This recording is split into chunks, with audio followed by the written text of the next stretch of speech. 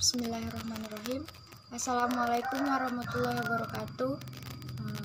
Perkenalkan, kami dari kelompok 2 yang beranggotakan saya sendiri, Maharani Sinta Depi, dan teman saya, Mas Riko Aditya Mulyono, dan Mas Toha Amiruddin Wasis Amrogo.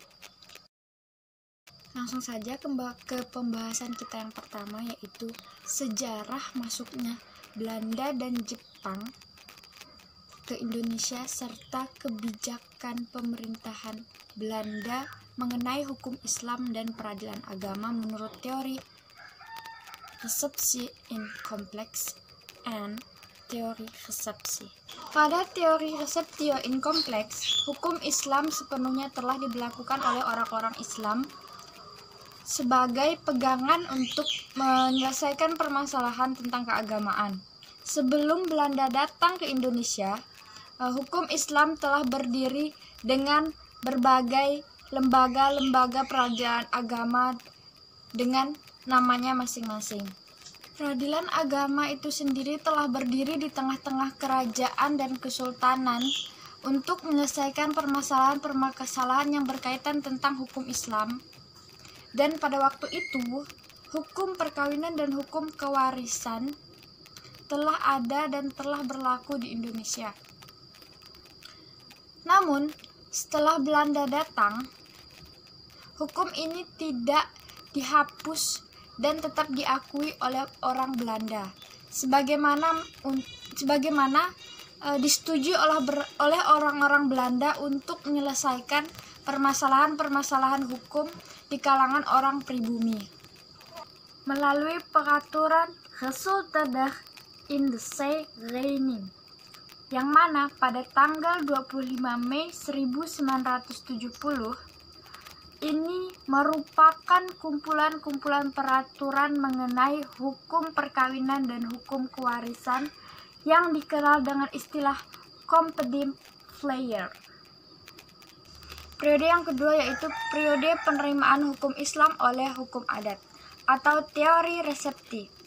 Pada periode ini, hukum Islam baru bisa diberlakukan atau diterima atau dikehendaki jika sudah diterima oleh hukum adat. Sehingga dapat dikatakan bahwa teori ini menentang teori yang berlaku sebelumnya.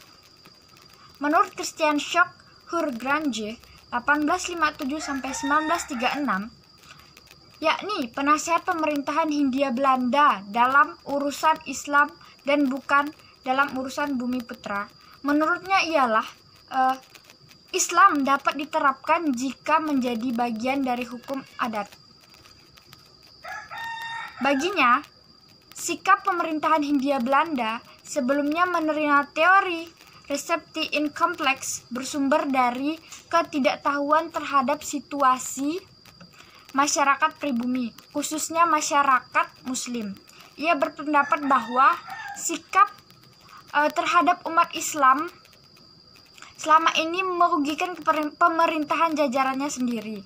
Di samping itu, Schoch berharap situasi ini orang-orang pribumi dan rakyat umumnya atau rakyat jajahan jangan sampai kuat memegang agama Islam, sebab umumnya orang yang kuat memegang agama Islam atau hukum Islam tidak dapat memengaruhi orang-orang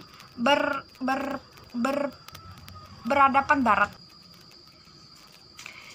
Jadi, sebagai penasihat pemerintahan Hindia Belanda, Schoch memberikan nasihat yang terkenal dengan sebutan Islamic Policy. Beliau merumuskan nasihatnya pada pemerintahan Belanda dalam mengurus umat Islam di Indonesia dengan usaha menarik rakyat pribumi agar lebih mendekat kepada kebudayaan Eropa dan pemerintahan Hindia Belanda. Nasihat ini diberintikan bahwa masalah dan menyangkut ibadah umat Islam harus diberi kebebasan sepenuhnya dengan harapan dalam lapangan masyarakat pemerintahan Hindia Belanda harus menghormati adanya adat istiadat dan kebiasaan rakyat yang berlaku dengan cara menggalakkan agar mendekati pemerintahan Hindia Belanda. Sedangkan dalam lapangan ketatanegaraan, pemerintah Hindia Belanda tidak boleh memberikan kesempatan dan harus mencegah hal-hal yang membantu adanya pergerakan pan-keislaman yang disingkat dengan Indestaatregering atau IS. Penetapan hukum Islam pulih kembali setelah dibentuknya BPUPKI dan Panitia 9 yang mencetuskan suatu rumusan masalah yang disebut dengan istilah nama Piagam Jakarta, dan itu terjadi pada tanggal 22 Juli 1945. Dengan pertimbangan untuk mewujudkan kesatuan bangsa Indonesia agar tidak terjadinya diskriminasi hukum yang berlaku, akhirnya mengalami perubahan pada tanggal 18 Agustus 1945. Dengan perubahan itu berbunyi ketuhanan yang Maha Esa. Oke, kita lanjut ke rumusan masalah kita yang kedua, yaitu tentang dasar hukum dan wewenang PA pada masa Belanda dan Jepang. Pada masa Belanda itu terdapat 3 masa, yaitu pertama, sebelum tahun 1882 atau masa transisi, yaitu pada masa ini kekuasaan sepenuhnya masih kekuasaan kerajaan Islam. Lembaga peradilan agama termasuk bagian tak terpisahkan dengan pemerintahan umum, yang mana pemegang sepenuhnya peradilan agama yaitu merupakan penghulu keraton yang mengurus keagamaan Islam dalam semua aspek kehidupan. Pada masa ini eksistensi peradilan agama justru lebih diterima oleh masyarakat. Yang kedua yaitu sesudah tahun 1882 sampai 1937 atau pemerintahan Belanda yang pertama. Pada masa ini wewenang peradilan agama disebut dengan Vrijstechaf. Vrijstechaf. Mungkin teman-teman bisa ngeliat ke pasal yang ada di slide ya, ada 7 pasal itu, pasal yang mengenai tentang Vrijstechaf ini. Bisa lihat di slide atau di makalah ya.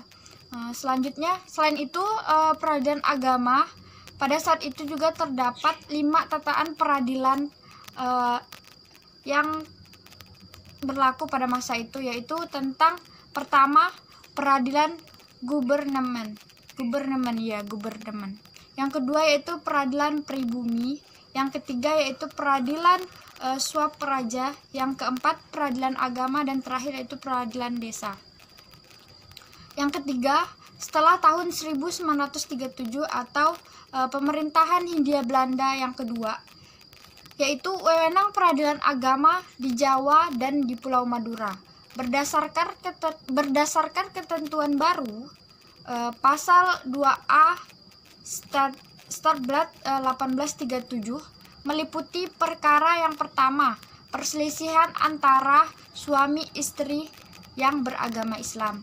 Yang kedua yaitu perkara nikah, talak, rujuk, cerai,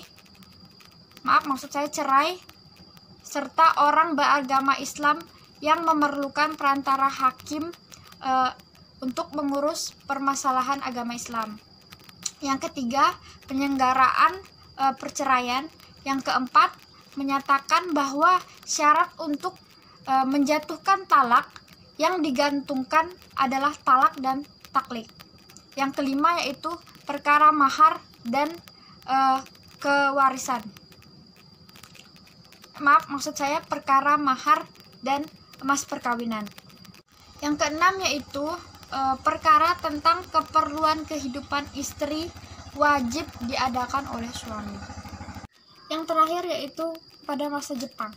Pada masa Jepang ini kedudukan peradilan agama hampir terancam, tepatnya pada akhir Januari 1945. Bahwasanya para bala tentara Jepang atau yang disebut dengan Guisenkanbu mengajukan pernyataan pada Dewan Pertimbangan Agung Sanyo Anyo Kaiku Chimatsu.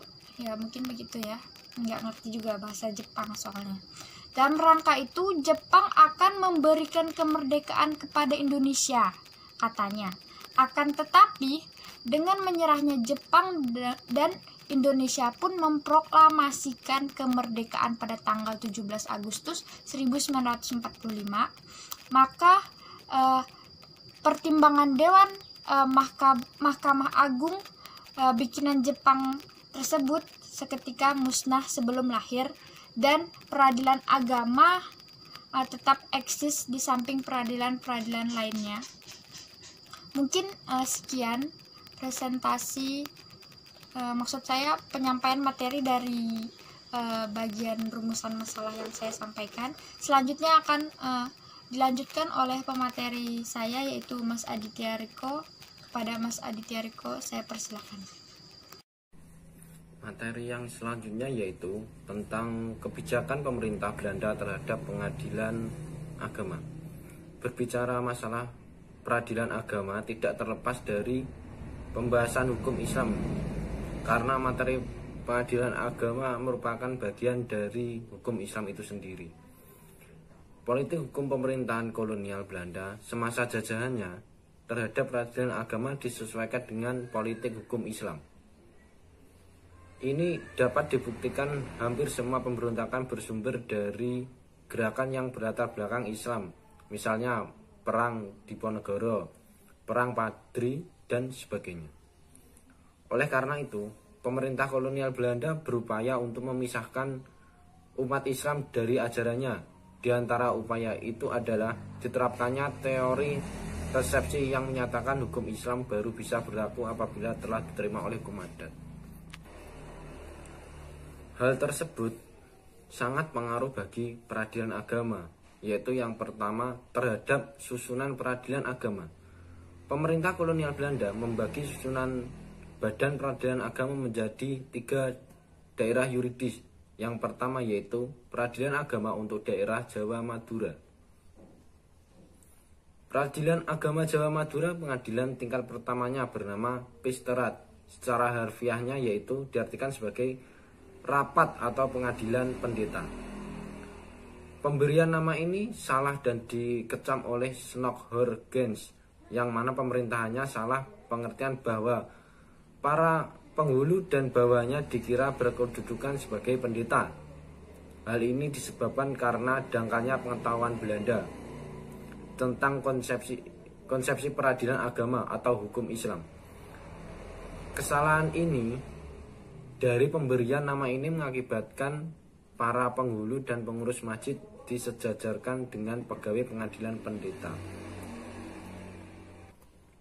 Yang selanjutnya yaitu peradilan agama untuk daerah Kalimantan Selatan dan Kalimantan Timur.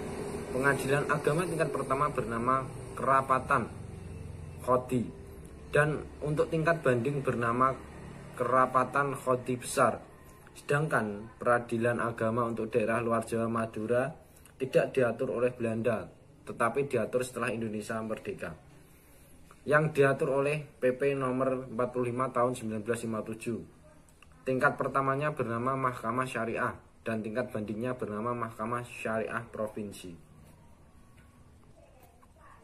Ya, lanjut lagi. Nama-nama pengadilan agama yang tidak seragam ini diseragamkan berdasarkan surat keputusan Menteri Agama nomor 6 tahun 1980. Pengadilan tingkat 1 bernama Pengadilan Agama dan pengadilan tingkat banding bernama Pengadilan Tinggi Agama. Dengan adanya pembagian wilayah yurisdiksi PA di atas, berakibat juga terhadap susunan badan peradilan agama. Untuk pengadilan daerah Jawa Madura, untuk pengadilan tingkat 1 terdiri dari seorang ketua, yaitu seorang penghulu, yang diangkat oleh Landat atau pengadilan negeri. Sekurang-kurangnya 3 orang dan sebanyak-banyaknya 8 orang ahli agama sebagai anggota. Pengadilan tingkat banding tidak diatur dalam susunannya.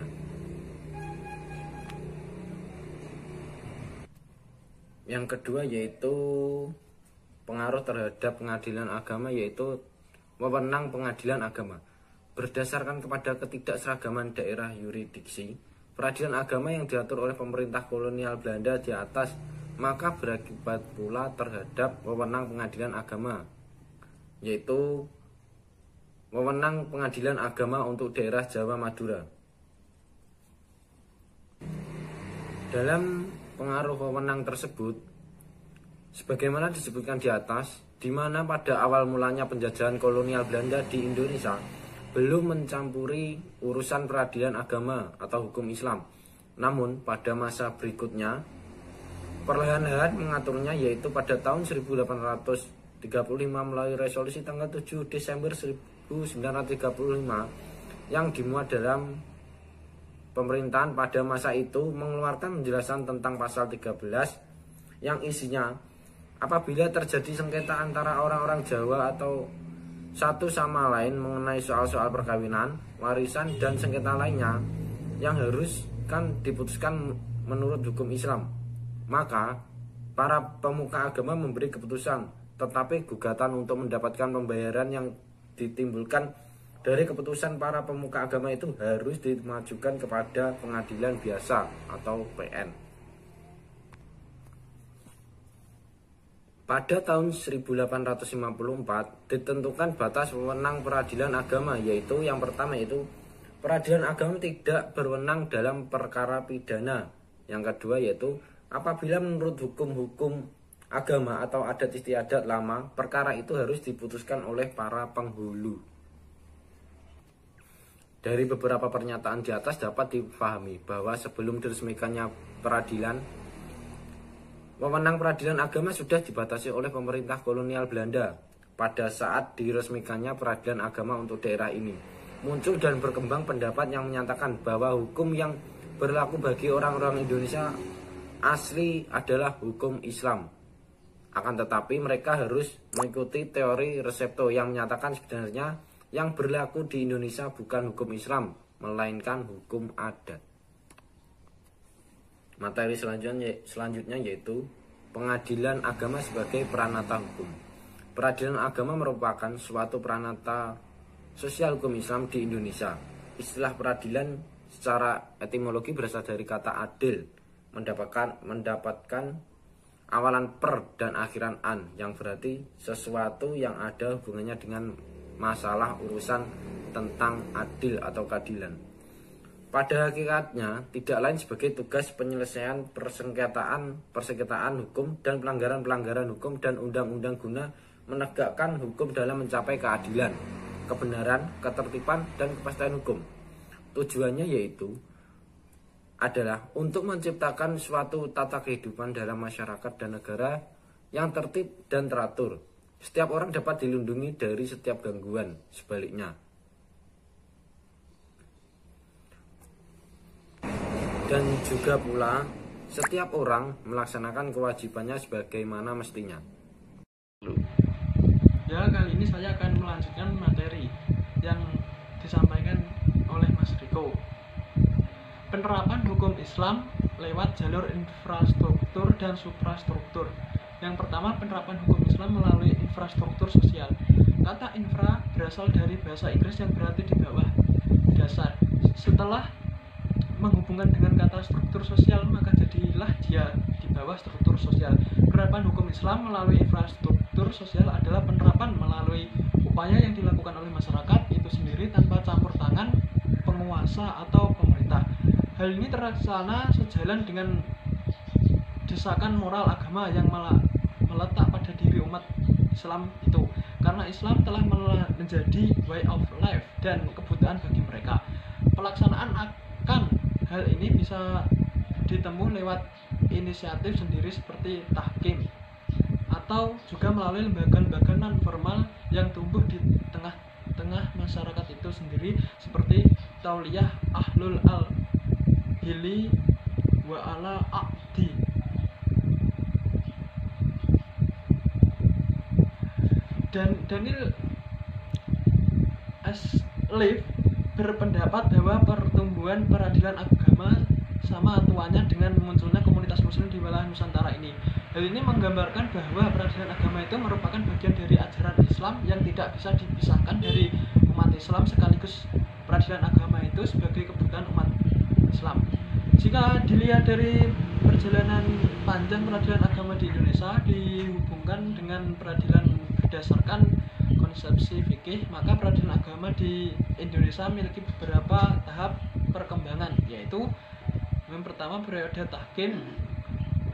Tahkim merupakan suatu aktivitas dan proses mendapatkan keadilan oleh manusia dengan cara kedua belah pihak bersama-sama menyerahkan perkara mereka kepada seseorang yang mereka percayai, dan keputusannya pun akan mereka patuhi secara sukarela pula. Orang yang diberi kepercayaan untuk menyelesaikan perkara ini disebut dengan hakam atau arbitrator.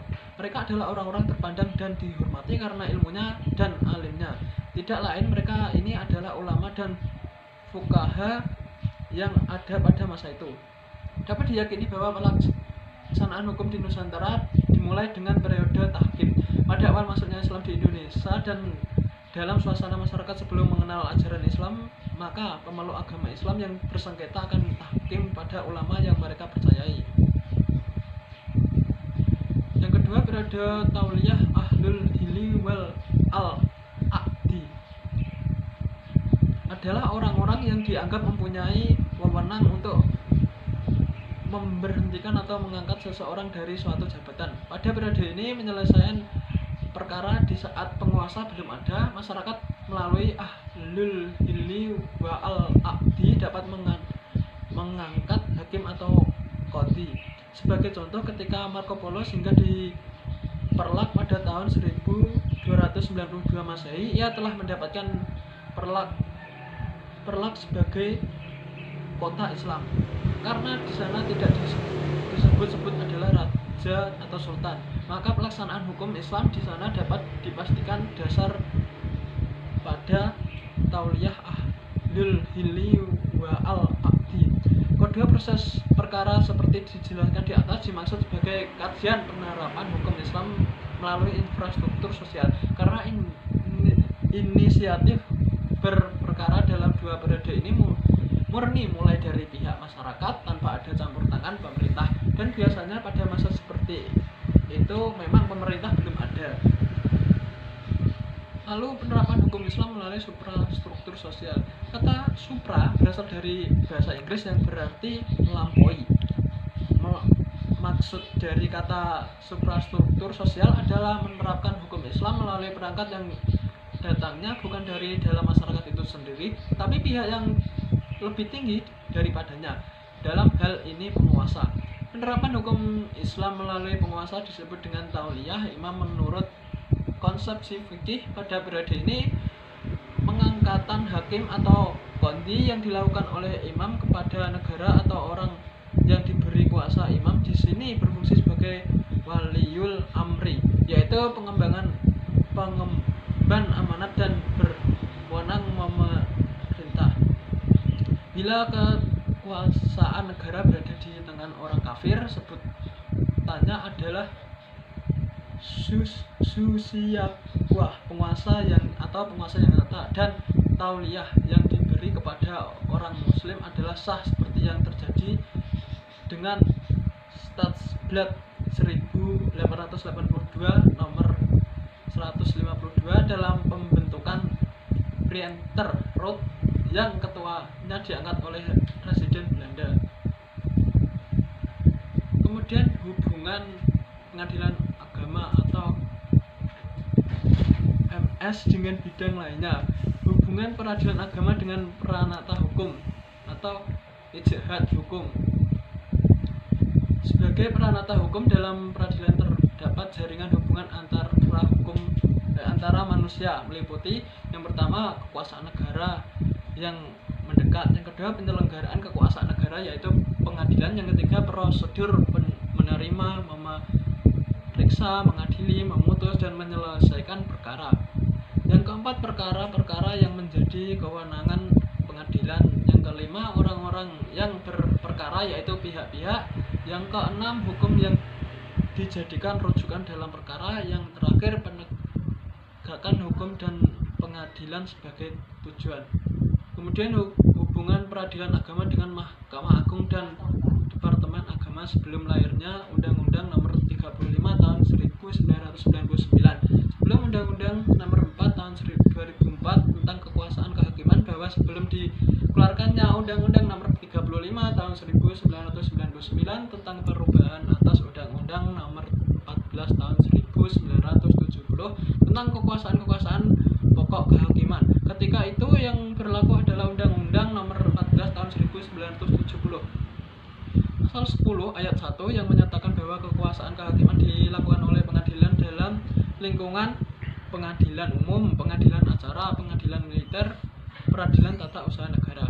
Adapun mengenai proses penyelenggaraan peradilan lingkungan atau lingkungan peradilan agama yang terkait langsung dengan Mahkamah Agung adalah mengenai hukum kasasi. Tentang kasasi dinyatakan dalam pasal 20 Undang-Undang Nomor 14 Tahun 1970 tentang ketentuan-tentuan pokok kekuasaan kehakiman, dinyatakan bahwa atas putusan pengadilan dalam tingkatan banding dapat diminta kasasi kepada pihak Mahkamah Agung oleh pihak-pihak yang berkepentingan yang diatur dalam undang-undang. Ketentuan undang-undang ini yang dipegang Departemen Agama tetap mempertahankan bahwa di lingkungan peradilan agama putusan tingkat peradilan adalah putusan akhir. Artinya dilindungi peradilan agama tidak ada kasasi karena undang-undang untuk itu belum diterbitkan atau belum lahir. Sedangkan pihak Mahkamah Agung bahwa hal-hal dilapangkan berkaitan dengan hukum acara yang kalau dirasakan kebutuhannya, Mahkamah Agung berwenang mengatur yang selama ini diberi bentuk peraturan Mahkamah Agung. Dasar kewenangan ini adalah pasal 131 Undang-Undang Nomor 1 Tahun 1950 tentang susunan, kekuasaan dan jalan pengadilan Mahkamah Agung. Pihak Mahkamah Agung tetap bersikukuh tanpa undang-undang yang dikehendaki oleh pasal 20 Undang-Undang Nomor 14 Tahun 1970. Kasasi bisa dijalankan dengan peraturan Mahkamah Agung sebagai tindak lanjut pendirian tersebut.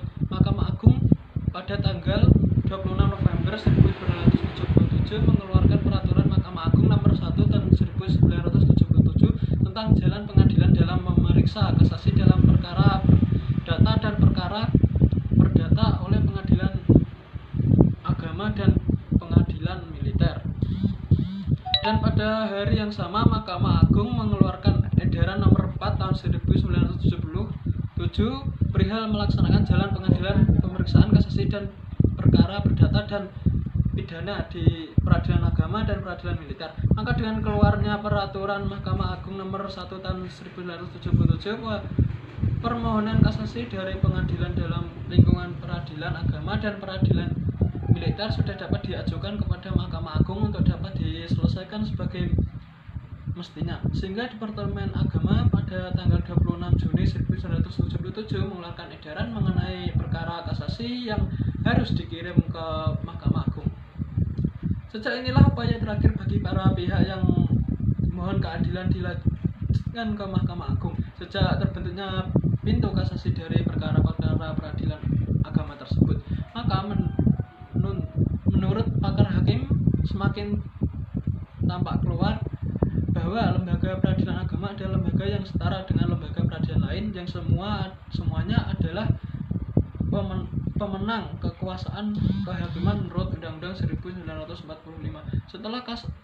Setelah kasasi dijalankan sebagaimana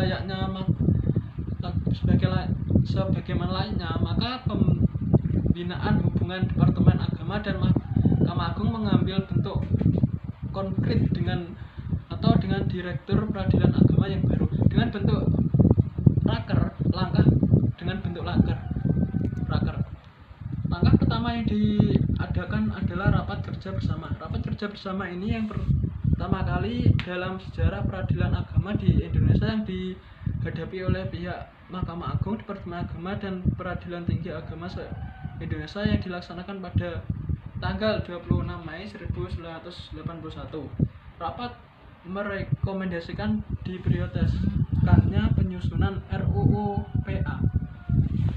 Rekomendasi serupa diulang pada rapat kerja bersama yang kedua pada tanggal 19 sampai 20 Juli 1982, tetapi kedua rekomendasi tersebut belum terrealisasi.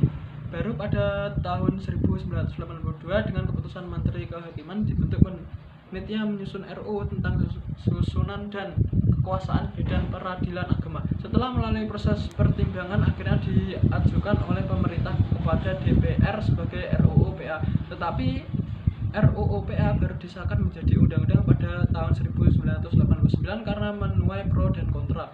Setelah disahkan menjadi Undang-Undang Nomor 7 Tahun 1989 tentang Peradilan Agama. Kemudian hukuman peradilan agama dengan Mahkamah Agung dan Departemen Agama sesudah lahirnya Undang-Undang Nomor 35 Tahun 1999 dan UU Nomor 4 Tahun 2004. Pada tanggal 31 Agustus 1999 keluarlah Undang-Undang Nomor 35 Tahun 1999 tentang perubahan Undang-Undang Nomor 14 Tahun 1970 tentang pokok-pokok kekuasaan kehakiman. Dalam pembahasan ini menentukan mengenai pertama badan-badan peradilan agama secara organisatoris, administratif dan finansial berada di bawah kekuasaan Mahkamah Agung. Ini berarti kekuasaan Departemen Agama terhadap peradilan agama dalam bidang-bidang tersebut yang sudah berjalan semenjak proklamasi akan beralih ke Mahkamah Agung. Kedua, pengalihan organisasi, administrasi dan finansial dari lingkungan peradilan umum, peradilan militer, peradilan tata usaha negara ke Mahkamah Agung dan ketentuan pengalihan untuk masing-masing lingkungan peradilan diatur lebih lanjut dengan undang-undang sesuai dengan kekhususan di lingkungan peradilan masing-masing serta dilaksanakan secara bertahap secara 5 tahun. Sedangkan peradilan agama waktunya tidak ditentukan. Ketiga, ketentuan mengenai tata cara peradilan secara bertahap tersebut ditentukan dengan keputusan Presiden.